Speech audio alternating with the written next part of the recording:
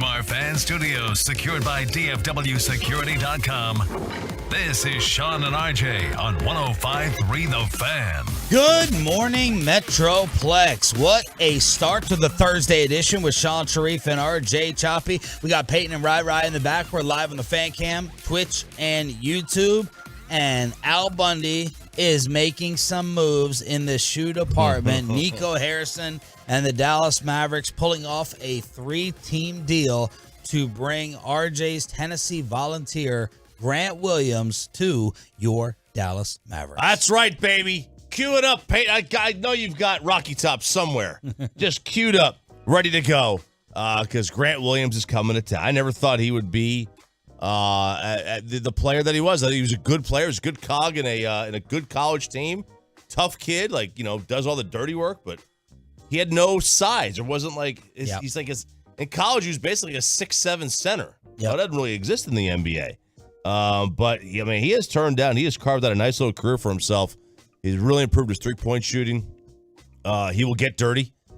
He will do the things that a lot of players won't to stay in this league. And I love the fact that he's here. Tweener, overachiever. Yes. Maybe a Jay Crowder type. Yeah, he's a try-hard guy. There's no doubt about it. He's a try-hard guy. Super smart. I think he had his other offer was Harvard. Yeah, I think he's a super smart kid. I'm excited. I saw this and I perked up a little bit. Here are the terms of the deal. It's a 3-teamer with Boston and San Antonio.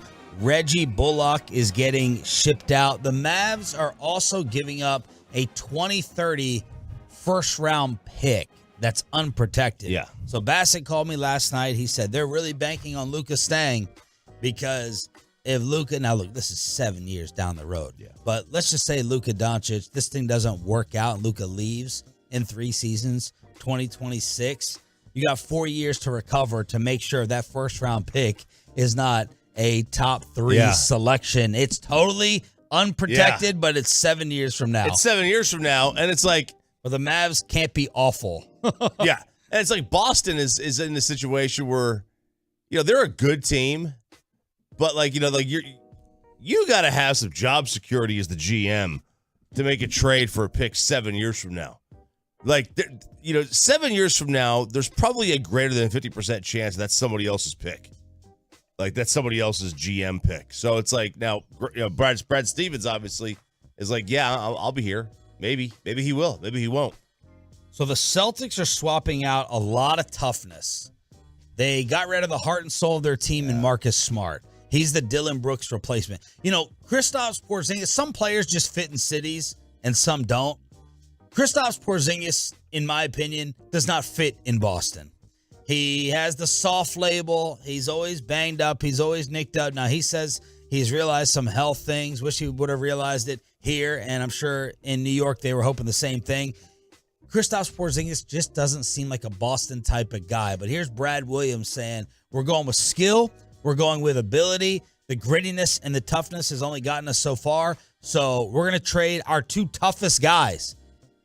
And you have Al Horford there, whatever his status is. We'll ask Chris Mannix at 720. But you trade out Marcus Smart and you trade out Grant Williams.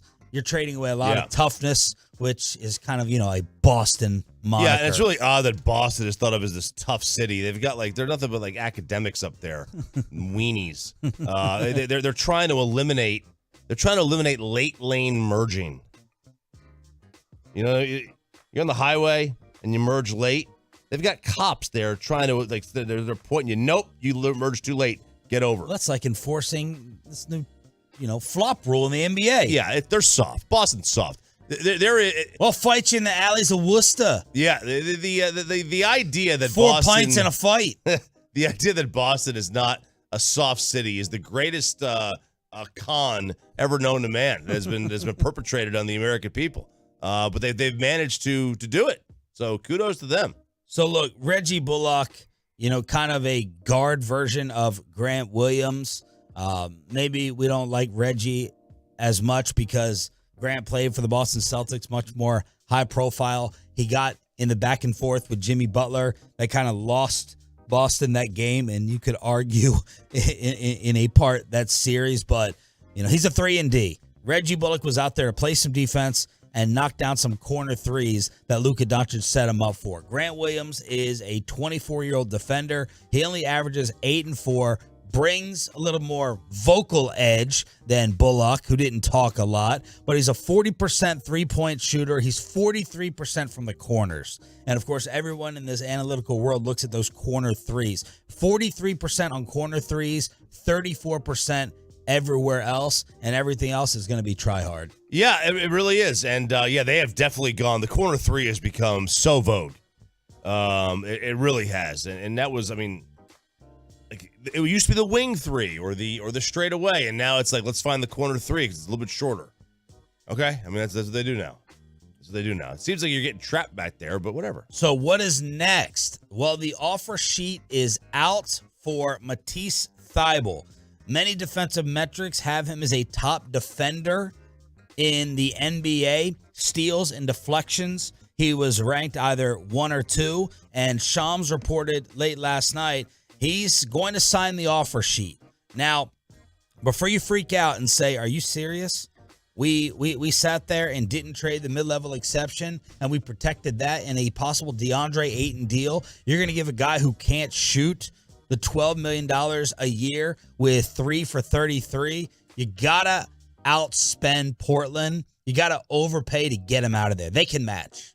The Blazers can match. They have to sit there and say, what phase are we in now? Dame Lillard is getting traded. Do we really need to pay Matisse Thybulle, $33 million over 3 years? The Mavs could not be in the same area that Portland was offering him, so they have to overspend in order to get him out of there. So you try and improve defense yet again on the perimeter. No, you could do that. That'd be a good one to try to get. Second team All-NBA defensively. Yeah, look, you're getting defensive help. This team, which they desperately need. Yes, which is odd because the year before they were really good defensively in the postseason. They were like lockdown at times. Maybe that was the other team helping them out. Well, you lost Dorian Finney-Pippen. But you did, yeah. You lost, absolutely. Now, maybe that was Utah helping them out in the first series because, Donovan Mitchell wanted no part of that, and Rudy Gobert was offensively challenged. And then you get in the second series, and Devin Booker loves to come up small when it matters the most. But they needed defensive help. And, they got it with Grant. Even, and he could guard multiple positions. Even though, do you really want him against a 7-footer? That's, at his size, it might not be the best thing. But, you start getting really good, versatile defenders on this team, and it just makes things so much easier. And some edge, some dog, which they need with the skill and the finesse of Kyrie and Luka. So here's the Mavs offseason so far. We may have to take some calls later on in the show on whether you think they're that much improved. You re-sign Kyrie, you bring back Seth Curry, whatever with Dante Exum. You get Dwight Powell to take a pay cut.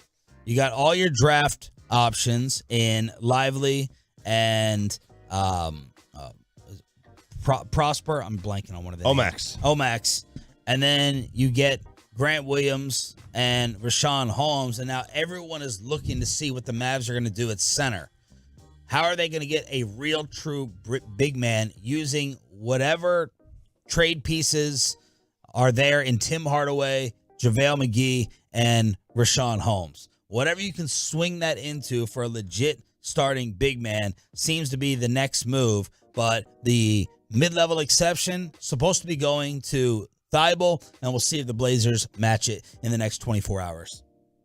I don't know why the Blazers would match it. They would be matching it unless they say they have this feeling that they can keep Dame somehow. There's no other reason to. Now, they paid Jeremy Grant a lot of money. That's the only thing they gave him $32 a year. They gave him $32 a year, and he's 29 years old. So why did you do that? Were you not expecting Dame to ask out? Were you still trying to have a win-now situation? But that's the only thing giving me slight pause here with Jeremy Grant getting that money to stay. I think they thought that was going to help keep Dame. I really think that's what they thought, which is crazy. Crazy. Overpaying a guy is not a good way to keep a player. No. As I'm looking at it, you go, wait a second, you give him $32 million a year? He had $32 million. I like him. My goodness. $32 million a year. I'm excited.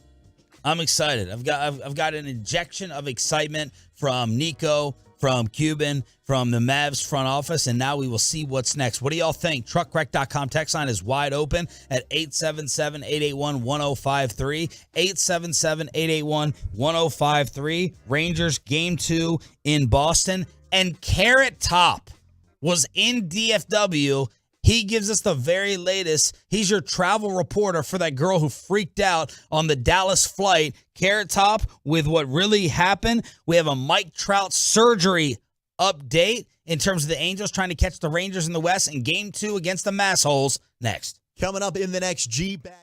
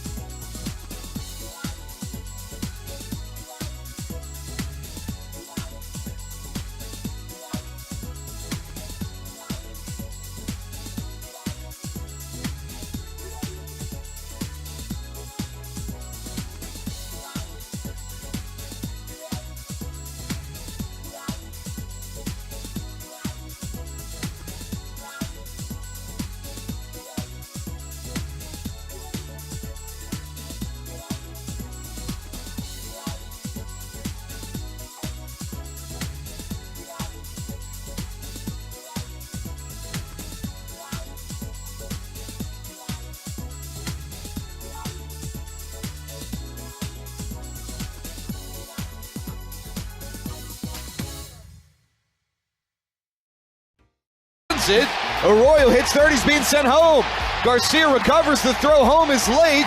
All the way to third goes Hamilton in a really rough combination of events there for the Rangers. One of the best defensive teams in baseball, but the Red Sox get a run back. They lead 4-2, and Hamilton all the way over to third with just one out. Adolis Garcia participating in the home run derby gets him back in it. And then he gives one back with the error in right field, and the Rangers are not able to play catch-up. They lose to the Red Sox 4-2 yesterday right here on your home for Rangers baseball. It's Sean and RJ on 105.3 The Fan, and once again, they fail to give John Gray some run support, and we're now split in this series. Yeah, and I don't even think he didn't pitch that bad. Like, the first inning, those 2 runs, like ground ball singles, seeing eye singles, a blooper. Then you had that error out there in right field with Adolis letting the ball go by, allowing another run to go through. And then the other one, you had the ball get caught under the fence down the third baseline. That was a ball right past Josh Young, and it gets stuck there, down left field line. That was a quirky aspect of the stadium. But it's not like he got roped around, giving up hard hit balls, banging off the wall. These were ground ball singles. I'm with you, by the way. I hate that stadium. Oh, it's a great place to go. I loved it. But, man, the quirks there are so annoying.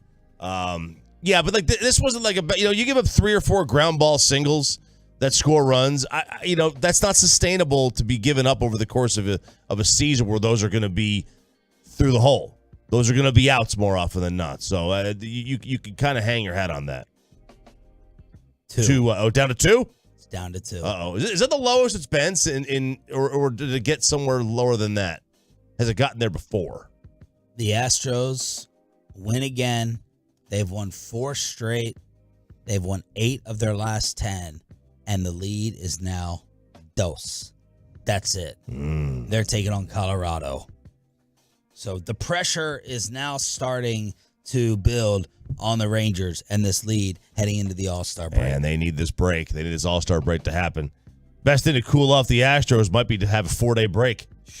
Because they are red hot. I don't feel pressure. Yeah, no, you don't. They are piping hot. Now, the good news is that the Rangers get to go to Washington after this. They should be pushovers. And Eovaldi's on the mound today. 5:30 pregame, first pitch at 6 o'clock. Nathan Eovaldi, all-star. Nathan Eovaldi with a 10-3 record and a 2.64 ERA. But now you are firmly looking in the rear-view mirror, and the Astros are coming. The Angels get bad news. Yesterday, Dr. Choppy diagnosed 8 weeks for Mike Trout. They're saying 4 to 8 after the surgery. Yeah, knowing Mike Trout, it's going to be longer than the list because that's what happens with him. I feel so bad for him. I love the guy, but dude just can't stay healthy. Can't stay healthy. It's that hamate bone. He had some surgery on it, and it stinks for him. I don't know what the Angels are going to wind up doing from on the field standpoint. I mean, he wasn't having his Mike Trout kind of year anyway, but he still is a force in that lineup. He still is like somebody that you pitch around. Ken Rosenthal, one of the best baseball insiders in the business, with an update on what's going to happen with Ohtani, Trout, and the Angels maybe blowing it up at 6:20 this morning. Of course, the big news is the Mavs trade for Grant Williams. It sounds like he loves Luka. Similar agents, same agents, I should say. So hopefully that entices Luka to be very, very happy with this acquisition. You're going to hear Grant Williams loving Luka Doncic, his brand new teammate, at 6 o'clock this morning. But first, we have a celebrity update in DFW on this plane incident. All right. Hi, everybody. Welcome back to a day in hell of flying. So we were... All right, let's play the original incident, actually, of the girl freaking out on this American Airlines flight. I'm telling you, I'm getting the off, and there's the reason why I'm getting the off, and everyone can either believe it or they cannot believe it. I don't give 2 but I am telling you right now, that mother back there is not real. And you can sit on this plane and you can die with them or not. I'm not going to. Bye. Bye. Bye. We got a celebrity update. Yeah. I looked down at the run sheet, the audio, and I said, who is Scott Thompson? Scott Thompson is better known as, I guess he's a comedian still. I don't know if he's morphed into acting and other stuff, but Scott Thompson is also known as Carrot Top. And Carrot Top was on this flight. First of all, I don't know why a guy worth $70 million is flying coach. And not on a PJ, but whatever, man. Whatever floats your boat. Maybe you want to just hang with the peeps. I get it. Or in first class. But it looked like he was in coach for everything that I saw. Here's Carrot Top discussing the incident after they were forced to get off the plane. All right. Hi, everybody. Welcome back to a day in hell of flying. So we were on the airplane from Dallas to take off to Orlando, and some woman lost her marbles. I mean, literally was like screaming at the top of her lungs, like, "F*** you guys are doomed. Get me off this plane." So we're off the plane. She got her wish. We're deplaned off the plane, and now we're waiting in the lobby. The whole entire flight is waiting in the lobby because they're going to have to sweep the plane to check to see if there's anything. I don't know. They're sweeping I don't know if they've sent the bomb unit in, or they look like housekeepers went on, so they're going to they're going to send the housekeepers on the plane and just sweep up and make sure there's no pretzel debris, and then we can take off to Orlando. But can you believe that? I was going to see the fireworks in Orlando just in time, but now this lunatic lady lost her mind, so we're going nowhere. Carrot Top. This is him? That's him. Yeah, he's got a little Liz Taylor thing going on. If you know who that is, Peyton has no idea who that is, but Nope, but I'm going to laugh. So yeah, this is Carrot Top. Look, Carrot Top. Again, why are you connecting from Vegas through Dallas? They can't get a flight direct from Orlando from Vegas to Orlando direct. I love that Choppy stalks out the plane itinerary, not sitting in first class, and then a connecting flight. Yeah. Man, there's no way you can get me on a connecting flight. No, well, unless you work for Odyssey. Yeah, even then, I'll find a way out. We pay our way out to go ahead and get it direct. 100% going to pay our way out of this one. But this lady, it's just I'm sorry, like it's just she's attractive. Give her this, she's attractive. You're an attractive lady. There are people out there that be like, ooh, this is turning me on. She's kind of New Jersey hot. She's still got that. She does have Jersey Shore. She got that cray look to her. Yeah, she's got Jersey Shore. We got to hear from her. And I didn't realize. I'll take a little sip. Yeah, take a little sip. They confirmed yesterday it was cocaine. In the White House. Yes, it was. Yes. Yeah, it was in the White House. Cocaine. They found cocaine. They thought initially it was like, hey, is this anthrax? Yeah. They had to evacuate everybody, and then they found it was just probably Hunter. That's rough, James Choppy. Derek Holland, loving your comments. But they're like, oh, yeah, we have to figure out who got in, where they got in. Was it visitors? Was it someone who worked there? I'm like, you're telling me you don't have cameras in every single aspect, every single corner of that place? You don't have cameras in the White House? I assume all of the White House is like and when I walk in, I'm not getting dog sniffed. I'm not getting picked up with any detections. I assume if you work there, you're going to go through a security, right? You're going to go through now clearance. Does the chief of staff go through the same thing? Does family go through the same thing? I don't know. I have no idea. I don't think Jill Biden has to clear security when she walks in. She probably just walks in. The vice president probably doesn't have to clear security or her family. So I have no idea, but I assume every part of the White House is 1,000% videoed, but also you'll never see it. This Fort Worth shooting that took place the other day, this was not y'all's neighborhood that she just moved out of. No, this was in the Como district. This is after Como Fest, which is it's not the best area. And this was like after another shooting there. Something happened there, her area she's like east, off Lancaster, like south of Lancaster on the, just on the west side of 35, and then the east side of 35 is a little bit sketchy. This shooting that happened, there was a fight that broke out after Como Fest, which is a 4th of July party in Fort Worth, and there was a shooting that left 3 dead. Yeah, it looked like there was a fight. Somebody pulls out a gun and just starts shooting people. And they had the July 4th parade the very next day. Still had it. So that was the Fort Worth story that went viral. And then 2 years ago, you had a shooting at the same event where 10 people were shot. Now, I don't think anybody died now. When I read it, I didn't say anybody died, but 10 people were shot. The breaking news from last night, the Dallas Mavericks are making news. Grant Williams is joining Luka Doncic. Find out why Grant loves Luka so much.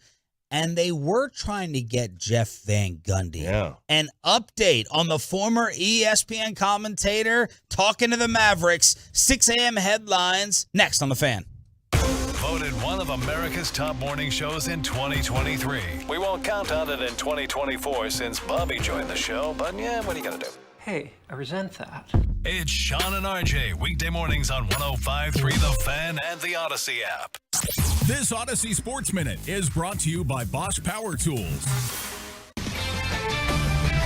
This is John Marks with an Odyssey Sports Minute, sponsored by Previdge. All right, NFL prediction time. 2 years after winning the Super Bowl, the LA Rams will finish the season below 500 and miss the playoffs for the second straight season. Yeah, I know there's still talent on the team.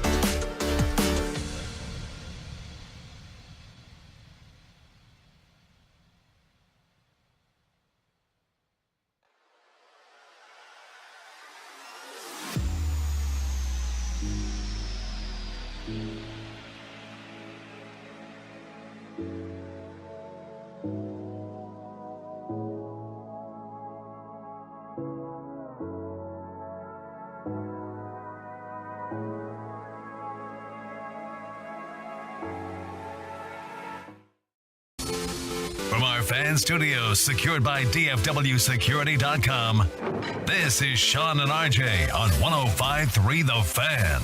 What is the approval rating for Mark Cuban and Nico now after they pull off the 3-team deal last night to bring Grant Williams to your Dallas Mavericks? We're also going to add 2 second-round picks. Reggie Bullock is going to the San Antonio Spurs, and we give up an unprotected first-rounder in 2030. Good morning, Metroplex. Thursday edition of Sean and RJ. Roberto has joined us in studio. We are live on the Fan Camp, Twitch, and YouTube. And how are the Tolos feeling so far after we open the show with the Grant Williams trade at 877-881-1053? They like the move. They don't think still not a top 5 team in the West. You should be excited. Grant Williams, go Vols. He can't be that smart if he chose Tennessee over Harvard. So let's see. That's mostly it's positive. I don't know how you wouldn't like the move. I mean, I think it's an upgrade over Reggie Bullock. Grant's a tough player, brings a toughness, and then we'll see what happens with the next move that Al Bundy and company make. And the contract is $53 million over 4 years. So he's going to get $13 a year, and you have the offer out for Matisse Thybulle. Now we wait and see if the Portland Trailblazers match to try and get one of the best defenders in the NBA. Bobby, what do you think?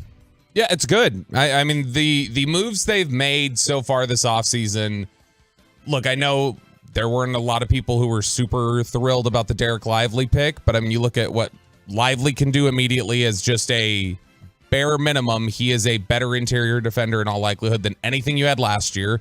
Grant Williams is a really strong defender who's got 3-point range. He shoots it more consistently than Reggie Bullock does. They obviously play different positions, but the player that you swapped out, you've got somebody who now shoots it more consistently and isn't as streaky. And then, I mean, Matisse Thybulle, if they're able to, get him away from Portland, hopefully this isn't a Michael Redd or a Marcin Gortat situation where they sign those offer sheets and then the other team just, matches it. But if they get Thybulle, Lively, Grant Williams, I mean, they have dramatically improved the and I mean, Omax Prosper is supposed to be a good defender. Obviously, we'll see how well that translates, but you've dramatically improved your defense from last year, and that's something that they really needed to do. This gives me, side note, some confidence in Nico that I needed. When Nico came here as the general manager, they sold it as like, oh, well, he has all these Nike relationships and it will benefit in terms of free agency. This will be the Mavs, actual weapon to use in recruiting guys to come here who have gotten shoe deals and had relationships with Nico. Well, this offseason has given me some more confidence in him in terms of pulling off actual moves. Not just signing guys because of a shoe contract, but working out, signing trades, and maneuvering on draft day gave me some more confidence in him, which I needed. I was like, okay, you got a Nike figurehead that you're gonna rely on in order to try to get your Dwight Howards and your Carmelo Anthonys and everyone else who has spurned us over the years. So I wanted to throw that in and give Nico some props. So defensively, they knew it was a concern. They've added to it. What's going to happen with rebounding? We're going to see what happens in terms of this pursuit of a center. But the Mavs, cap-wise, take this for what it's worth. We still don't understand it. But Bobby Marks with the update. $9 million approximately. Again, that mid-level exception, probably a little bit too much for a guy like Matisse Thybulle who can't shoot, but they're trying to overpay to get Portland to not match. They can create $3.5 million by waiving and stretching JaVale McGee. So one Tolo chimed in. It's our PJ Tucker glue guy in Grant Williams. Defense and corner threes for days. I love it. Grant Williams also apparently loves himself some Luka Doncic. He was asked on the Buckets podcast, what player, this was months ago, what player would you choose to build your franchise around? When you look around, everybody's, trying to be him, right? So if you had to pick one guy to build a franchise around, one of these young dudes, it got to be a non-Celtics player. Who are you picking? I'm picking Luka for sure. Ooh, okay. Like if I'm thinking about any draft class after 2018, including my own, I maybe choose Zion, but like Luka, because just like the way he sees the game, he's been doing this for so long. And like, he's a guy that when you play against him, like he's another guy, like I feel like Luka's never like cooked me, But like last game we played him this year, I played probably the best defense of anyone I've think about guarding Luka. Mm-hmm. And this man was hit. He threw up the ball 4 times and it went in. You said threw up. Like It was flipped it. You're right. Threw it up. Like one of those, like, all right, cool, like good defense, and he's falling away. He's not even looking at the basket. Threw it up, cash. And I'm literally talking to him like, there's absolutely no way. He's just smiling, running down the court, trying. So he loving himself some Luka Doncic, choosing him to build a franchise around. And he also, this kind of went viral, and I remembered it immediately yesterday. Yeah. Bobby found the clip. He apparently gave Luka the pass. Hey, Luka has a lot of tendencies. Oh, I mean, for we've sure. seen it. Damn, bro. That was like a Southern damn. That was a Houston damn. You know what I'm saying? He seems like he's been in the States for the longest. So has his talk evolved as he's learned more of the English language? Maybe watch some more shows, got introduced to maybe John Singleton, The Boys in the Hood of the World, movies like that? I'm not going to lie to you. He got the card, maybe. He be talking. No to go play. He can actually attend. Wow. Say he can go to go play. He's staying at the cookout. So big fan, Grant Williams. Look, and that's what street cred. Look, too often I think we felt like the guys that Luka Doncic endorses are the guys that Luka Doncic is, man, I like this guy. Let's keep him around. It's a Dwight Powell or something like that. It's nice to know that this is a move that makes Luka happy. It makes this basketball team better. Grant Williams is they talked about on Twitter, the note you just got there, that it's a glue guy, right? Like Grant Williams is that guy who can be the PJ Tucker type. Will do the defensive stuff. Will make the threes. Is a vocal leader. I mean, the Celtics, a couple years ago, they don't make their run to the finals in all likelihood without him playing defensively the way he did. And so the fact that it's also going to make Luka happy and you've got somebody who is all in on the style of play that Luka has, that's encouraging. That Jimmy Butler moment we all made fun of at the time, there's no doubt about it. But it takes us back to that saying of there's no such thing as bad publicity. We're more excited about this because we know him more too. Well, he's been because of that moment, and he played for the Celtics. Yeah, so he's in the conference finals every year.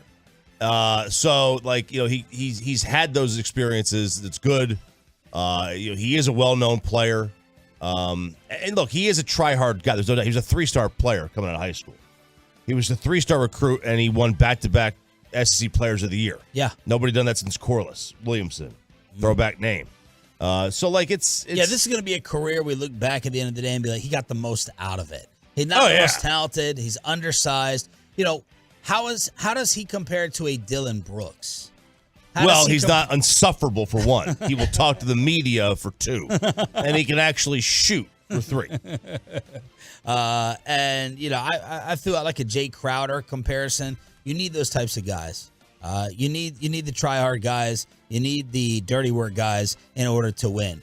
Yeah, and it's not just, I mean, he's gotten the most out of his career, like you say there, and try-hard is part of it, but that effort, that work has turned into legitimate NBA skill sets. The shooting is a legitimate trait of his. And even though he's undersized, when you talk about somebody of that build and somebody who is going to be guarded in all likelihood by some of these power forwards and stuff, the fact that he can be out there at the perimeter and take some of those shots and knock him down, it's really encouraging. Now, if they find a legitimate center somehow, then and if Portland doesn't match on Thybulle, assuming Thybulle would start, he may be coming off the bench, but assuming Thybulle would start, then you feel okay about the lineup. It's Luka, Kyrie, Thybulle, Grant Williams, and then whoever the center you would acquire is. Right now, it's probably Powell. If they started tomorrow, Powell's probably starting at center, which is not fun. But if you get a legitimate center in there, and then you've got Jaden Hardy, Josh Green, guys like this coming off the bench, I think you feel better about it. You don't have to run any plays for him. He doesn't demand the basketball. And when you've got guys like Kyrie and Luke out there, I mean, like that's you want to have other guys that can find ways to succeed without having the ball in their hands. He's a catch and shoot guy. He doesn't require the ball in his hands to be effective, and that's something that you need. Here are the numbers on Thybulle. He averaged 7.5 points, 1.7 steals, 3.5 rebounds in 22 games with the Blazers last season. He was named second team all defense in 2021 and 2022. And Bobby wrote this up. He won't give you much offensively. Showed signs of improvement in his three-point shot last year after being traded to Portland. Bassick tweeted, "I'd be okay with Thybulle getting the full mid-level exception. I just hope the Mavs can trade Hardaway for a big man. In a dream world, they are able to trade and sign for Zubac, Thybulle." And I keep on seeing PJ Washington out there on social media. Oh, man. Keep him away from Instagram models. Yeah, the fake dropping dimes account over the weekend. Not the original dropping dimes that actually